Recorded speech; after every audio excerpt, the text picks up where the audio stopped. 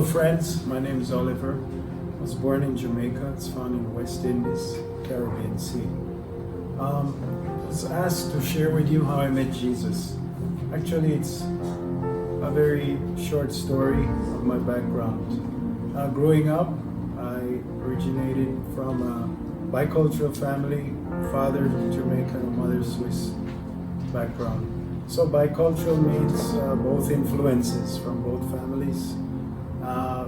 Having said that, Jamaica in itself has its own traditional values. It being a very Christian-like country, meaning there are lots of churches. They actually hold the world record for the amount of churches on every square kilometer. Just a little tidbit to know. But growing up, relatively a normal childhood.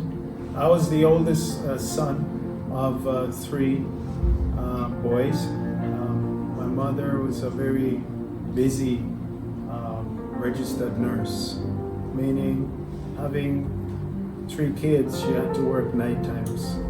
My dad was a sales manager for paint. The whole country was a sales manager in charge of paint. So two very active, very busy senior people. Growing up through school, relatively uneventful until high school, when peer pressure began to set in.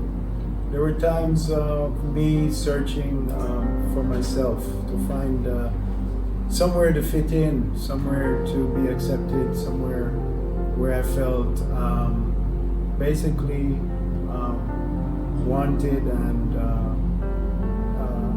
attracted to someone or some group. So obviously a lot of peer pressure.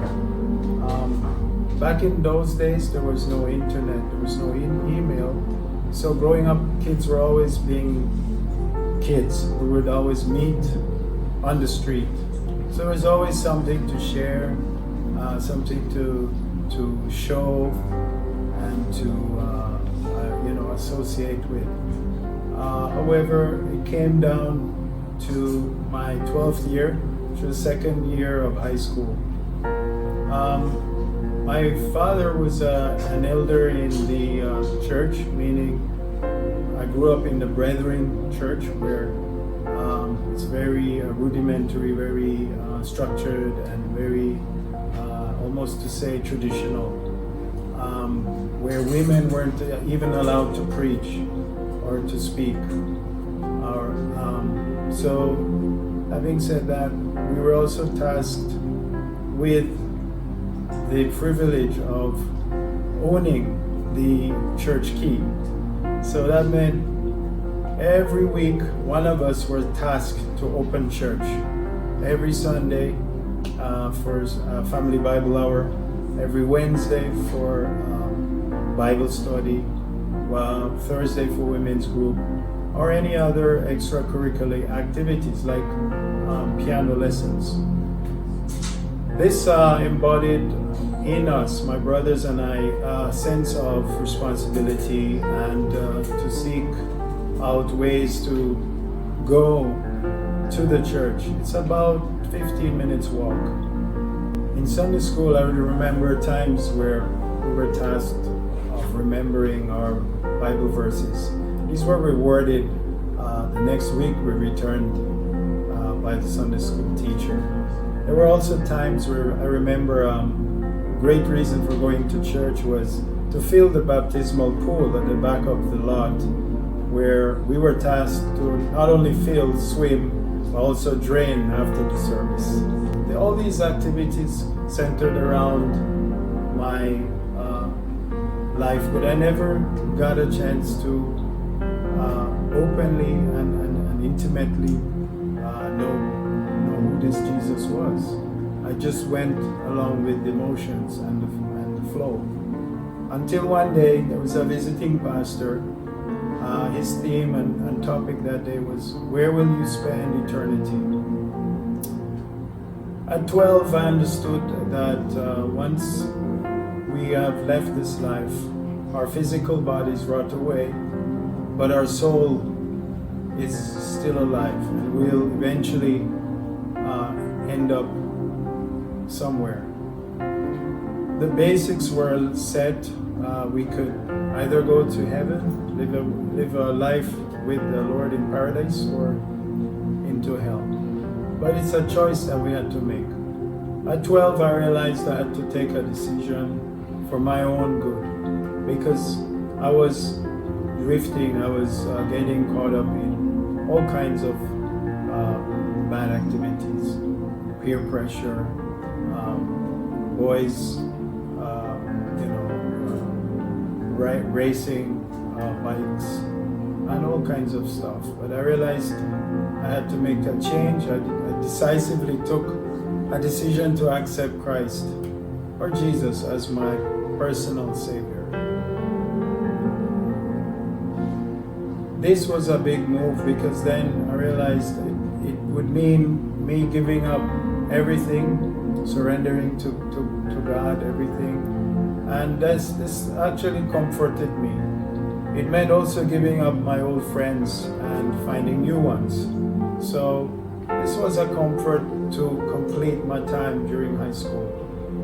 On graduation, we were all 15, 16-year-olds, some 17-year-olds. Most of us gleefully happy to leave high school and finally leave the family home. In my case, it was a decision of going abroad or staying on the island. I decided to go to Europe at 15. Again, a major change. Having said that, my mom is from Switzerland, so I had to learn the language, I had to learn the culture, I had to learn all things from scratch, which was quite daunting in a non-internet age. Meaning, first time away from home, 2-3 months, I would try and write a letter each week.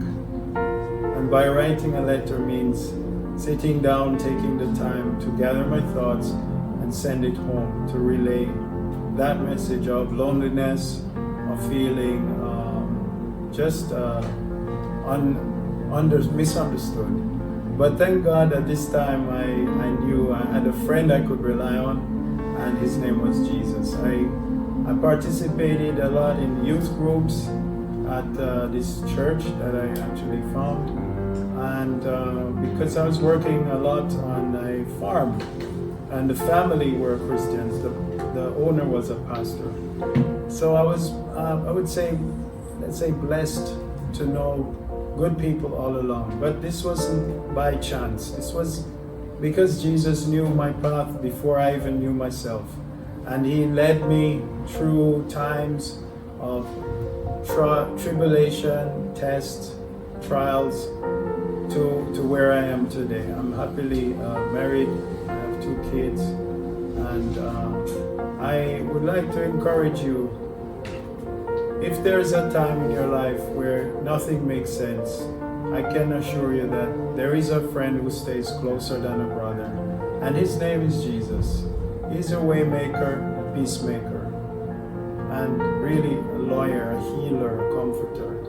And what these titles, they're not just titles, they embody one thing.